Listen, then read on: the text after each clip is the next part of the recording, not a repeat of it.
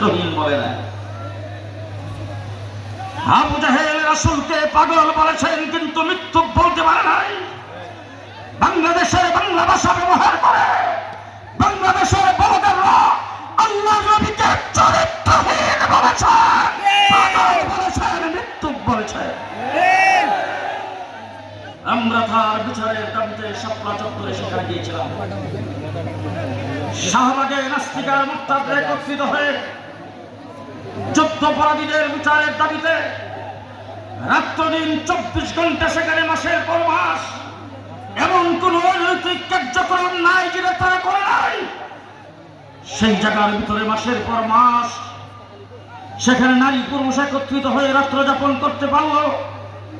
এক রাত্র শাপলা চত্বরে আমরা থাকতে পারলাম না। শেষ রাত্রে তাহাজ্জুদরত, জিকিররত, সেজদারত, মুনাজাতরত আলেমুলামায়ে কেরামকে পাথরের মতো নির্বিচারে গুলি করে হত্যা করেছে। সংগ্রামী সাথী ও বন্ধুগণ, 2021 সালে বাংলাদেশের স্বাধীনতার 50 বছর দেশটা শেখ হাসিনার বাবার নয়,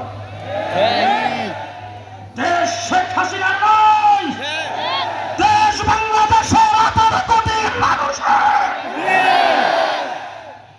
আপনি দেশের 50 বর্ষপূর্তি পালন করবেন, পৃথিবীর যে কোনো দেশের প্রেসিডেন্টকে আপনি দাওয়াত করেন, আমাদের আপত্তি নাই।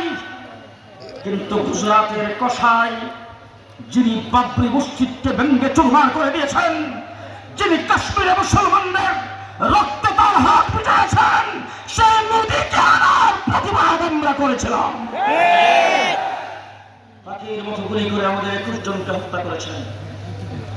হাজার হাজার আলেম ওলামায়ে কেরাম তৌহিদি জনতাকে গ্রেফতার করে বিনা